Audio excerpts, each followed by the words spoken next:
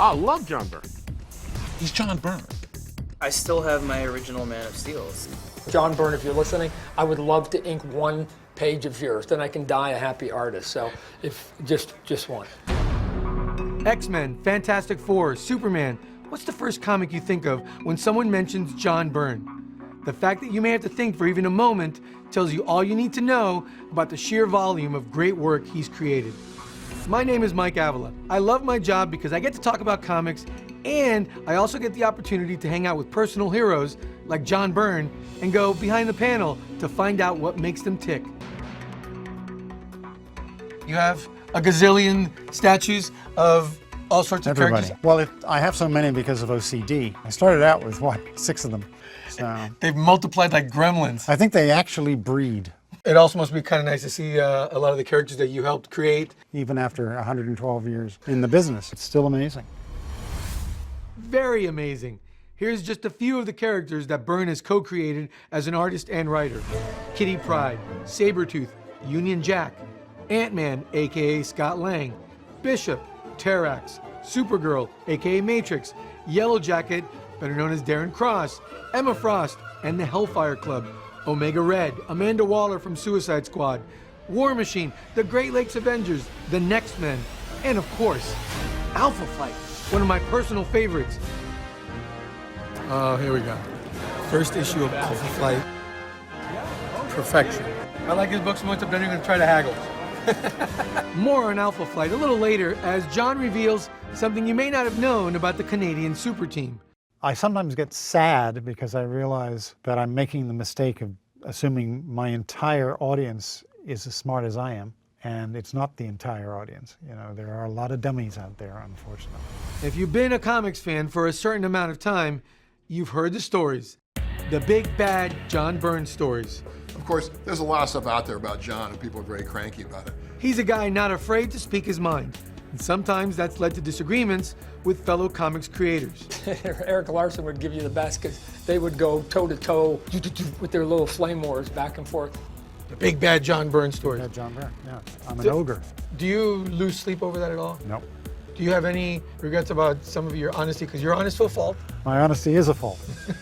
Most of the people who post on my website get it. You know, they understand my references, they understand my tone of voice and things like that. But there's a lot of people on the internet who turn off their sense of humor. Byrne has been pretty upfront about the upcoming movie adaptation of one of his most iconic X-Men storylines, Dark Phoenix.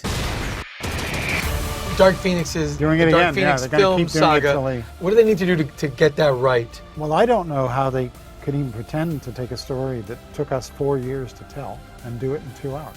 None of the setup is going to be there. You know, all of the stuff with Mastermind, and it's just not there. The movies always feel like Hollywood is trying to show us how to do it right and not succeeding. There goes my job in Hollywood.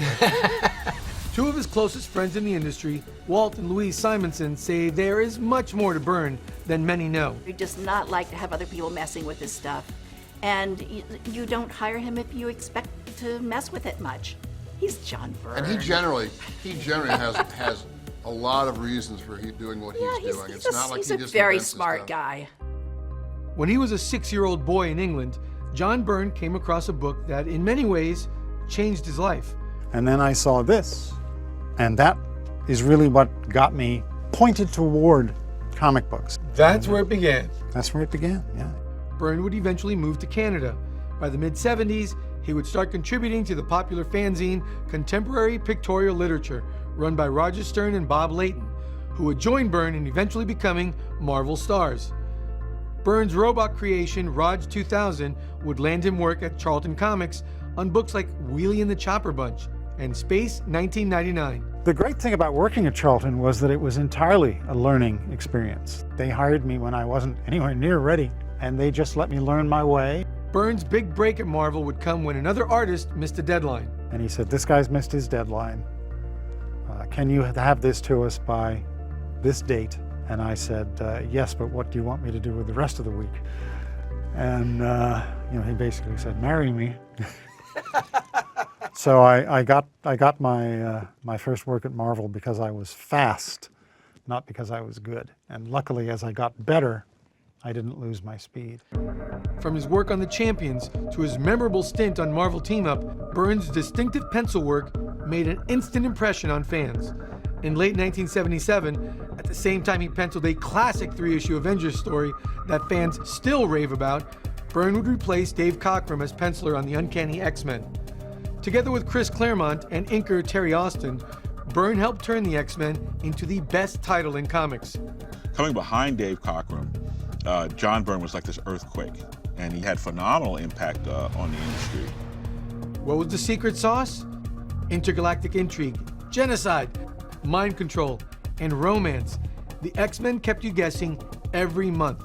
Byrne's dynamic, fluid artwork, combined with Claremont's dialogue, were a perfect fit, even if the two didn't always agree on plots and characters. Constantly being at loggerheads, so that I was doing this and he was doing this and we were bouncing off each other. In a creative way, right? In a creative Not personal way. animosity. Oh, You're talking no. about creative tension. It's kind of an avalanche. It really is. It just... But hey, when it works, it works. The Hellfire Club, the Dark Phoenix saga, and of course, Days of Future Past are proof of that. Days of Future Past, maybe the defining story of the Claremont Byrne era. Spoiler alert, everybody dies. Everybody. Chris and I would talk on the phone, coming up with these intricate plots, and then I would draw what I remembered, because I figured the stuff I remembered was the important stuff. But after issue 143, Byrne walked away. Chris and I constantly argued over how he was writing the characters, that I didn't like the voices he gave the characters, I didn't like the attitudes he gave the characters. And one day I realized that however much I didn't like them, that was what was seeing print. So in the minds of the fans, that was the X-Men. So if I didn't like Chris's writing, I didn't like the X-Men, and I couldn't stay. During his time on the X-Men, he created Alpha Flight, one of the greatest comics teams ever, that Byrne really couldn't care less about. Those characters were never real to me. They hadn't been created by Stan and Jack and Steve. You know, they were my characters. They were fan characters. Hearing that Alpha Flight didn't click for Byrne is like a knife through the heart of 12-year-old me. And I remember walking into a comic book store when issue number 1 debuted, and there were a lot of people waiting to buy that. It sold out instantly. There was 500,000, which was the biggest sales in like 40 years. But even though he never quite connected with them, Byrne still pulled off what was then an unthinkable move, killing off the team leader, James MacDonald Hudson, aka Guardian, in issue 12. Hudson, I felt, was the least interesting character, but his death made for the most interesting storyline. You make his wife, Heather, the leader, and she was a really interesting character. Oh, yes, I thought Heather was one of my best characters ever. But I thought John Byrne didn't like female characters. I love female characters. I love strong females. As the 80s wrapped up, Byrne applied his trademark rebooting skills to heroes like Iron Man and Namor the Submariner. In the early 90s, he did a 3-year run on Wonder Woman for DC. He rode the creator-owned comics wave to debut Next Men for Dark Horse Comics.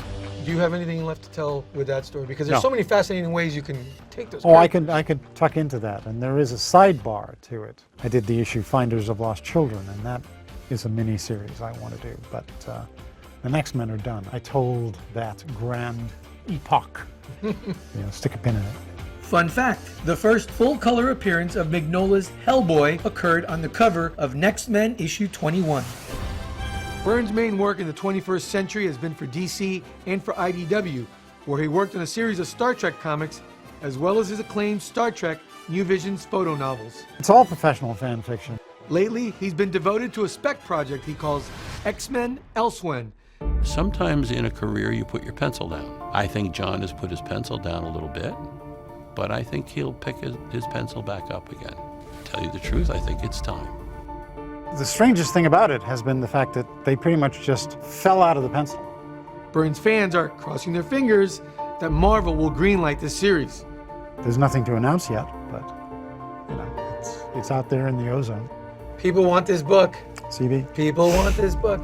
Looking back on his illustrious career, does Byrne have any regrets? Maybe one. Doctor Strange. At the time I was starting up on She-Hulk, Ralph Macchio, who was the editor, offered me Doctor Strange.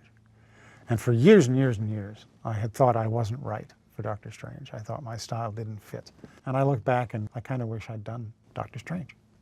Do yourself a favor. Next time you're at the comics shop, pick up the Marvel Team Up collection of Byrne and Claremont.